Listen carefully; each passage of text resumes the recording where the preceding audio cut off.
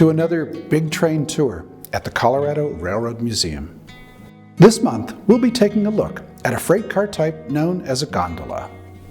Built to transport heavy bulk commodities such as mineral ores and coal, gondolas served on the Denver and Rio Grande Western's narrow gauge system pretty much from its late 19th century beginnings until the very end in the 1960s.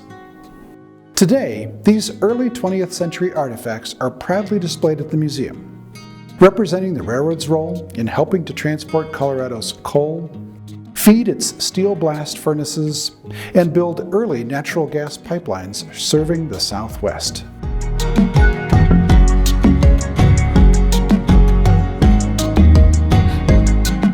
Hi, I'm Paul Hammond, Executive Director of the Colorado Railroad Museum. Our subject today is a seemingly unremarkable type of freight car, built in several different configurations to carry bulk cargoes such as unprocessed ore, coal, limestone, and large steel pipe. The gondola cars we'll be exploring were constructed in the early years of the 20th century, intended to serve on the Denver and Rio Grande's network of narrow gauge lines in the Centennial State. Over the years, they were modified and rebuilt to better perform their duties and adapt to new cargoes.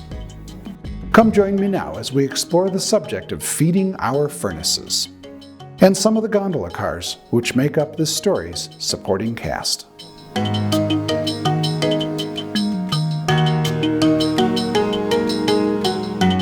Our subject freight cars today, narrow gauge gondolas, were workhorses for the Denver and Rio Grande from the railroad's very beginnings. These wood-bodied flat cars with sides, in essence, were used for hauling construction materials as the railroad was built.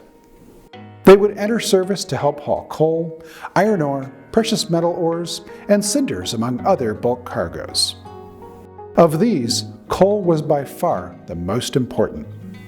More coal was hauled than any other commodity, and coal cars, as they were originally known, were the second most common type of car on the narrow gauge railroad, with only boxcars being more plentiful. Coal mining in Colorado dates back to 1859, when a pair of men began mining a coal deposit between the gold rush settlements of Denver and Boulder. The transport of coal would become important to not just Denver and Colorado, but also to most railroads in the U.S. On the Denver and Rio Grande in particular, more coal would be hauled than any other single commodity. As a result, over time, some 30% of all freight cars on the railroad's narrow gauge lines would be gondolas of one sort or another. Why was coal so important?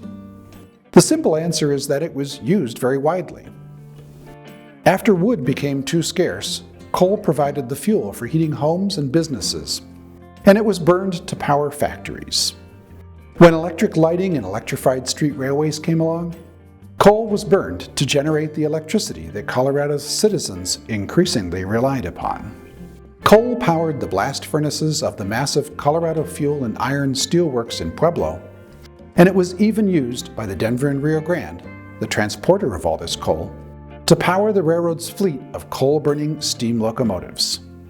Although we recognize today that burning all this coal has had unintended environmental consequences, there's no doubt that it also contributed mightily to transforming Colorado and its people for well over a century.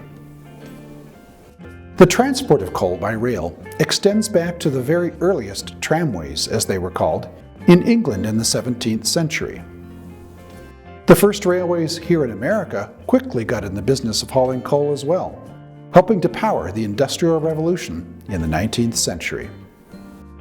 A wide variety of car types was employed, with these cars becoming larger and featuring increased capacity as the capabilities of railroads also increased.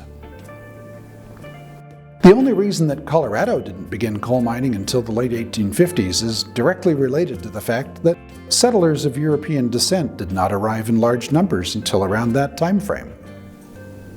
On top of that, it would not be until 1870 that the first railroad reached Denver.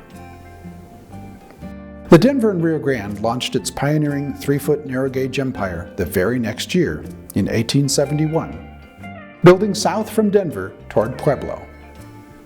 The railroad's earliest coal cars, or gondolas as they were later known, were relatively tiny, just like the locomotives that pulled them. Billmeyer and Small of York, Pennsylvania, built most of them, with the Rio Grande itself building the final batch using iron components supplied by Billmeyer and Small.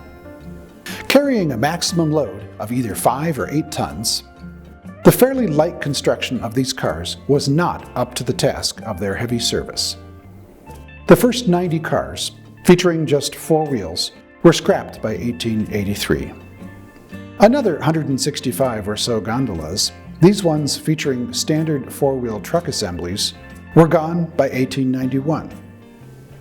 Starting in the late 1870s, the railroad added 9 and 10-ton gondolas to its rolling stock roster.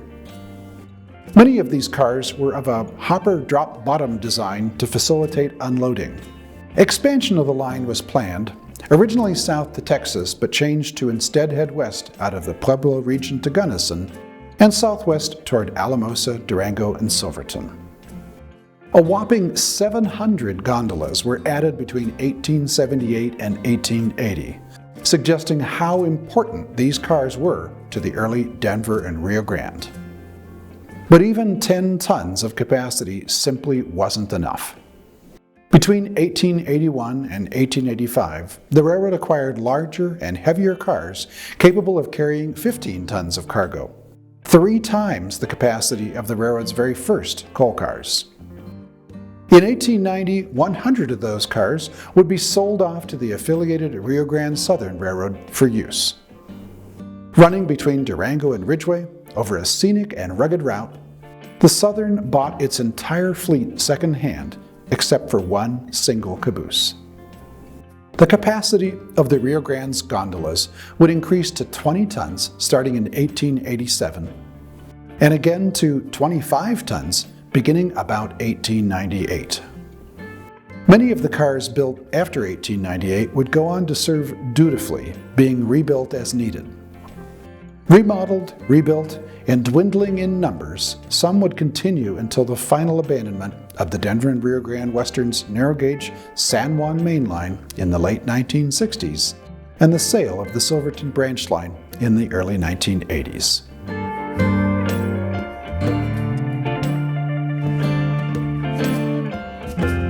Colorado's extensive network of narrow-gauge railroads once hosted a wide variety of gondola cars and operators. In addition to the Denver and Rio Grande, the pioneering Colorado Central, the Denver, South Park, and Pacific, and its successors, including the Colorado and Southern, would all use gondolas. These once ubiquitous cars thus are found in numerous historical images of Centennial State railroading. Because of the risks of mountain railroading, the Denver and Rio Grande early on equipped its trains with Westinghouse straight air brake systems. The one thing lacking was that with a straight air system, as differentiated from an automatic air brake system, there were no fail-safes in case of a brake pipe leak or a break-in-two situation. Link and pin couplers were the norm for the railroad's first 2 decades. But by 1893, Congress had passed the Railway Safety Appliance Act, which would be enforced by the Interstate Commerce Commission.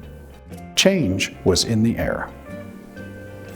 The act required every railroad engaging in interstate commerce to equip its locomotives and rolling stock with automatic air brakes and automatic couplers by 1900. The goal was to reduce the terrible injury and loss of life that was singularly attributed to railroad brakemen in the late 19th century. With automatic couplers, it was no longer necessary to step between cars and out of the engineer's view to perform coupling and uncoupling functions. And automatic air brakes were just that, controlled by the engineer, with fail-safe features that eliminated the need for brakemen to walk on top of moving trains to apply handbrakes. Colorado's narrow-gauge railroads by the late 1890s and early 1900s began converting locomotives and cars to meet these new safety standards. The Denver and Rio Grande in particular placed orders for new cars that were built with the new requirements in mind. Plenty of rebuilding work was also done on those cars deemed worthy of retaining. Many more gondolas were scrapped at this point as well, deemed too worn out to be worth the effort.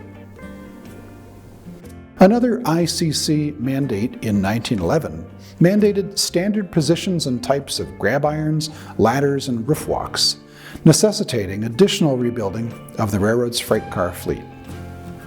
Lastly, the ICC set a 1928 deadline for the rebuilding of wood-framed cars. Most railroads were converting to steel frame construction by that time, but the aging narrow-gauge railroads of Colorado were not about to make that kind of investment. From this point forward, gondolas on the renamed Denver and Rio Grande Western would become more or less standardized, ranging from about 30 to 35 feet in length, mostly of 25-ton capacity, and falling into two primary categories: high-side cars and bottom dump cars. The narrow-gauge gondolas preserved today at the Colorado Railroad Museum are all believed to be from these post-safety mandate years.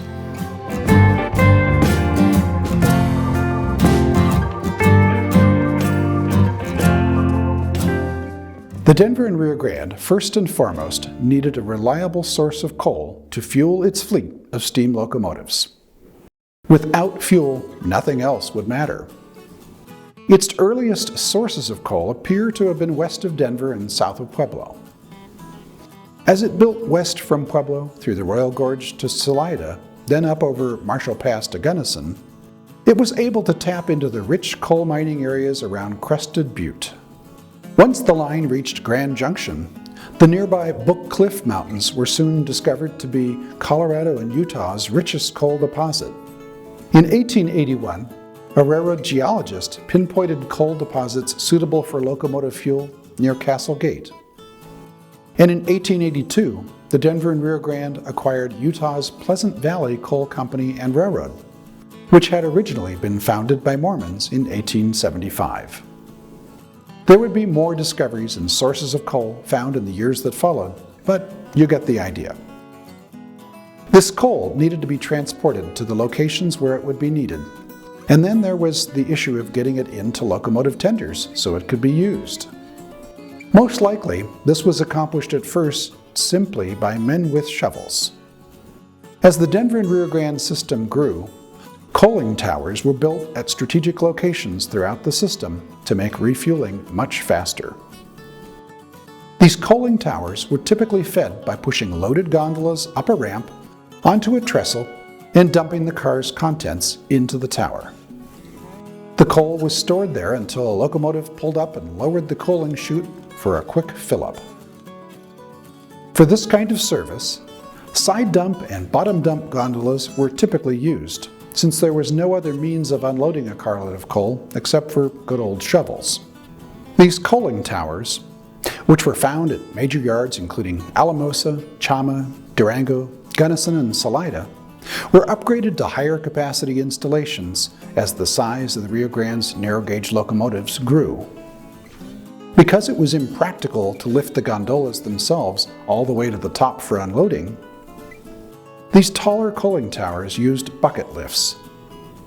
After a dump car had unloaded its coal into a holding area, the mechanized bucket would scoop and transport coal up the back side of the coaling tower, where it was dumped in to replenish the coal supply.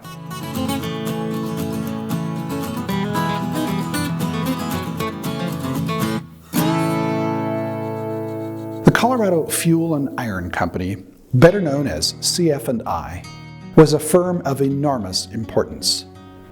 Not only did the company play a big role in industrializing the West, it also played a pivotal role in American labor relations. The company's roots were equally deep, reaching all the way back to 1872. General William Palmer and his Denver and Rio Grande colleagues wanted a local source for steel rail for their expanding railroad empire. Several subsidiary companies were created by the railroad, including the Central Colorado Improvement, the Southern Colorado and Coal Town, the South Pueblo Colony, and the Colorado Coal and Steelworks Companies. These were launched to secure the necessary natural resources essential for producing iron and steel. Company officials also purchased real estate all along the eastern slope of the Wet Mountains some 25 miles west of Pueblo. In 1880, the companies were consolidated into the Colorado Coal and Iron Company. The very next year, the first of two blast furnaces began operation in what is today Pueblo. CC&I merged with its cheap rival, the Colorado Fuel Company, in 1892, forming the Colorado Fuel and Iron Company. In 1903, John D. Rockefeller Jr. of Standard Oil Company family fame took control of the company. By 1910, Colorado Fuel and Iron employed approximately 15,000 people, or about 1/10 of the entire Colorado workforce. During the 1920s, it was the largest industrial corporation in the state. CF&I was the first vertically integrated steel mill west of the Mississippi River. As such, the company controlled all of the necessary natural resources to produce steel. Coal, iron ore, limestone, dolomite, and vast reserves of water are all integral to the production of steel. To satisfy these needs, the company became Colorado's largest private landowner. CF&I claimed some of the most important water rights along the Arkansas River, and even constructed a number of reservoirs to quench its Pueblo blast furnaces. The company owned and operated over 60 mines and quarries spread across Colorado, Utah, Oklahoma, Wyoming, and New Mexico. CF&I even created its own Colorado and Wyoming Railway to transport these resources from several distant mines to the steelworks. But for the Denver and Rio Grande, all of this industrial might translated into freight traffic, and lots of it. Most of these commodities moved to the Pueblo Steelworks via, you guessed it, gondolas. Along the Denver and Rio Grande, the largest of CF&I's coal mines were located in and around Crested Butte, north of Gunnison. At its peak, this region boasted 8 mines operating in the mountains above town, as well as over 100 coke ovens. Coke, necessary for blast furnaces to function, is a compound made by removing impurities from coal through the use of heat. Trains of gondola cars were loaded at the coal tipples at area mines and trackside at the coke ovens, then routed east over Marshall Pass to Salida.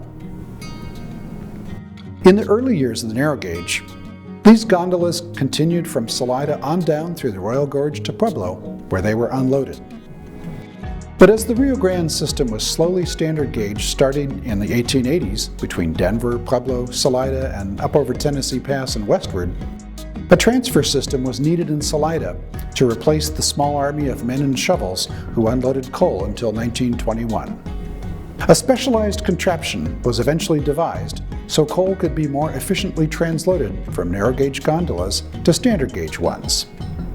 This unique device, known as a barrel transfer, used a system of counterweights and pulleys connected to a rotary barrel with tracks. A narrow gauge gondola would be moved into the barrel, then the whole thing rotated sideways, with the car dumping its contents into a standard gauge gondola waiting below. This would be repeated until there was a train of standard gauge gondolas loaded and ready to be moved to Pueblo for final unloading. The curious barrel contraption operated from 1921 until after the Marshall Pass Line's abandonment in 1953. Coal and coke were not the only CF&I cargoes to travel over the rails of the Denver and Rio Grande. In making steel, iron ore is also necessary, along with fluorspar and lime. The iron ore for Pueblo's blast furnaces initially came from the Orient mine in the San Luis Valley, located southeast of Villa Grove in the Sangre de Cristo Range. Once loaded into gondolas, the ore was transported over Poncha Pass to Salida, where it was then moved on to Pueblo. In later years, the ore was transloaded into standard gauge gondolas at Salida for the final portion of the trip to Pueblo. In the steel industry, lime is used as a desulfurizing agent and fluorspar as flux in the hot metal desulfurization process. Not far from Creede was the privately owned Wagon Wheel Gap fluorspar mine, which in 1912 began shipping to the CF&I steel mill in Pueblo. All of this traffic moved via the Denver and Rio Grande. Limestone for the Pueblo steel mills first came from a quarry near Howard. Then after 1930 was quarried at Monarch, Colorado, and transported via the Rio Grande to Salida and Pueblo. Of note, the rugged Monarch branch featured tight curves, switchbacks, and grades of 4.5%. It was standard gauged in 1956, following the abandonment of the railroad's Marshall Pass main line.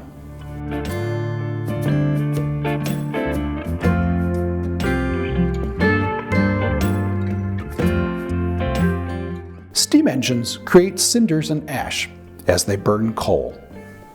These waste materials accumulate in the grates at the bottom of a locomotive's firebox and must be removed regularly to encourage proper firing.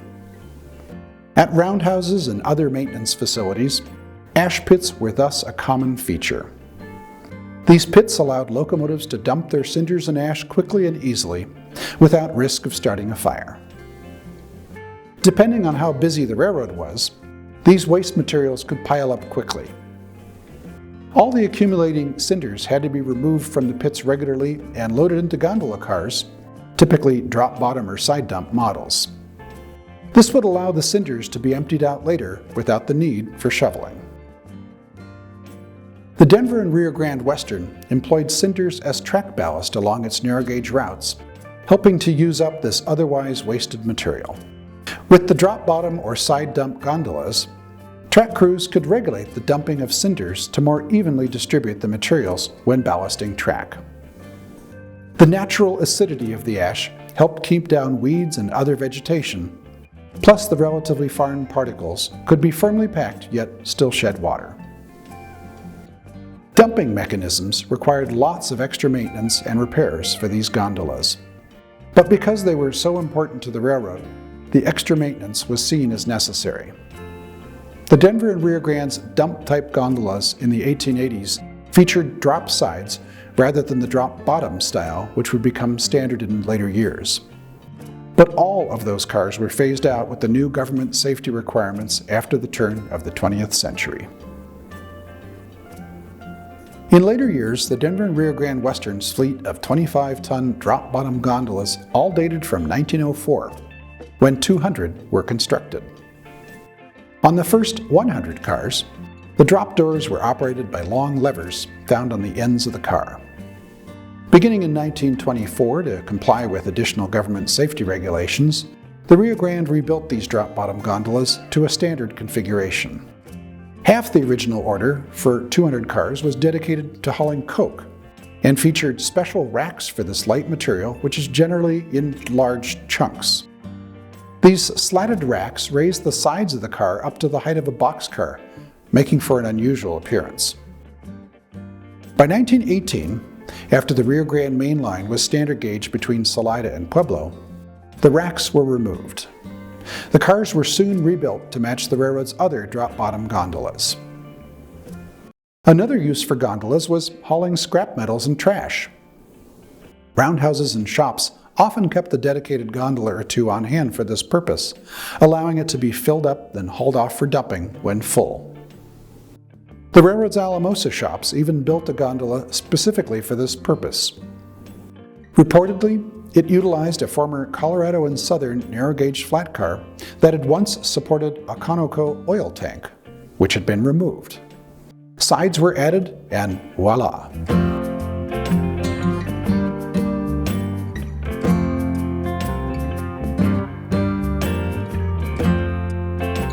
The final chapter for gondola cars on the Rio Grande narrow gauge had its beginnings in the 1920s in Farmington, New Mexico. Located at the end of a branch line extending south from Durango, Farmington was an agricultural community that began to change when oil and gas were discovered nearby. The first commercial natural gas well in the San Juan Basin was tapped in 1921. Soon, oil wells were drilled near Shiprock and Hogback, producing high-grade oil. These discoveries gave the Four Corners region its start in energy production and generated new traffic for the Denver and Rio Grande Western and the Rio Grande Southern railroads. In those early years, oil moved north from Farmington to Montrose in tank cars. In Montrose, the oil was transferred to standard gauge tanks and hauled to Salt Lake City for refining. But it wasn't until a second energy boom came along, after World War II, that Farmington really began to experience serious economic change. Construction of a natural gas pipeline by the El Paso Gas Company in 1951 allowed gas from the San Juan Basin to be sold to customers in California. That prompted major growth in San Juan County, and Farmington's population skyrocketed from 3,500 people in 1950 to almost 24,000 by 1960. This second energy boom required a completely different response from the Denver and Rio Grande Western. Instead of transporting oil or even natural gas, the railroad would be transporting tens of thousands of long lengths of steel pipe. These pipes would be unloaded in Farmington, then transported by road vehicle to the construction site where they would be welded together to create a pipeline heading towards the west coast. Gondolas were a natural choice for this service. There was one small challenge, however. The lengths of pipe were longer than the railroad's existing freight cars. To solve this problem, the Denver Rio Grande Western, ever resourceful, would remove the ends from a number of high-side gondola cars, of which there were many surplus by the 1950s, after CF&I's coal mines closed in Crested Butte and the Rio Grande's Marshall Pass mainline was abandoned. To solve the issue of the long pipes striking one another on curves, the railroad would take old worn-out boxcars, cut the bodies off the underframes, and bolt lengths of used rail to the remaining structure of the car for added strength. These repurposed freight cars would become idler cars, placed in trains between gondolas to allow the longer pipes to overhang each end of the gondolas. In addition to gondolas, flat cars were sometimes used, particularly at the start of pipe shipments in 1951 and again near the end of service in the 1960s. The pipes were loaded onto narrow-gauge cars in Alamosa, then transported over Cumbres Pass to Durango and south to Farmington. Empties traveled in reverse, back to Alamosa for reloading. One particularly interesting note about these times: the Gramps oil field near Chama was still in operation for the first decade or so of these pipe trains. This led to interesting train consists at times, with loaded oil tanks joined by empty pipe cars in Chama, headed for Alamosa where the oil was unloaded. The empty oil tank cars would then leave Alamosa, sometimes joined for the trip to Chama by loaded pipe gondolas and idler flats. The Gramps oil traffic stopped suddenly in 1963 after a fire destroyed the Alamosa refinery that served as its destination. Pipe traffic to Farmington likewise began to shrink in the 1960s as improved roads were extended into northwest New Mexico and pipelines were completed. Gondola cars would serve the narrow-gauge Denver and Rio Grande Western until the very end in the late 1960s, carrying coal, cinders, pipes, and more, until there was no longer a railroad to run on.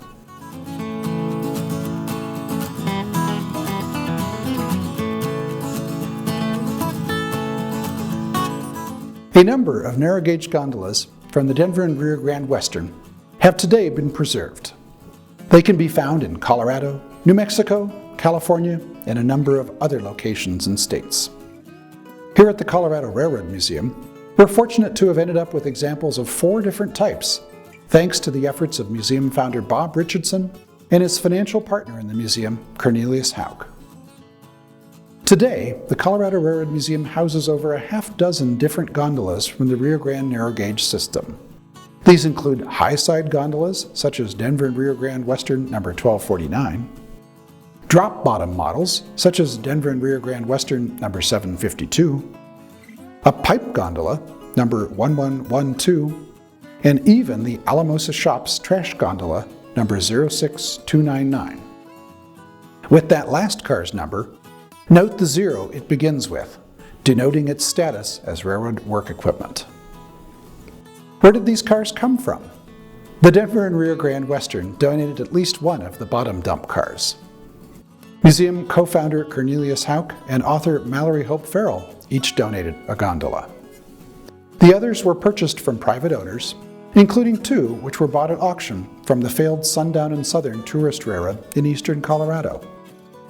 As you can see, the origins are varied, even though the cars all shared common ownership while they were in service. Also found in the museum's collection is Denver Rio Grande Western idler flat car number 6732, which was cut down from a former 3500 class boxcar into a flat car by the railroad. Since trains loaded with pipe are very rare at the museum these days, this car has been fashioned into a rider car for passengers. It can often be found in service as part of a weekend excursion train right here in Golden.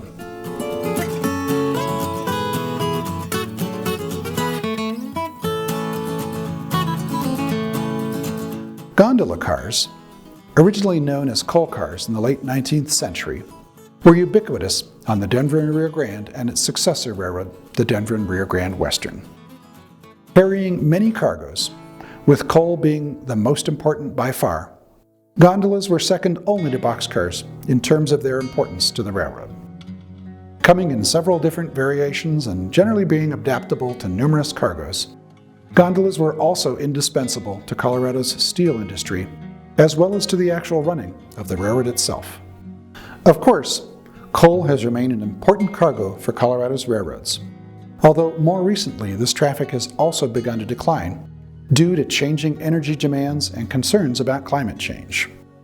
In its place are new cargoes such as wind turbine blades made near Pueblo, which are shipped to wind farms using modern-day idler flat cars because of their enormous size. What comes around, goes around, they say. And yes, that pun is intended. Thanks for joining me today.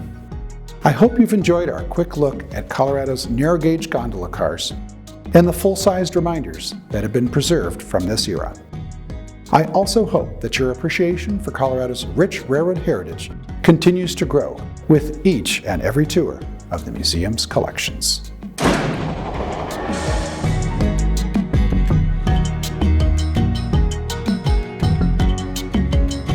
Like, comment, share, and subscribe. Commenting and sharing in particular may qualify as virtual engagements for important funding programs like the SCFD.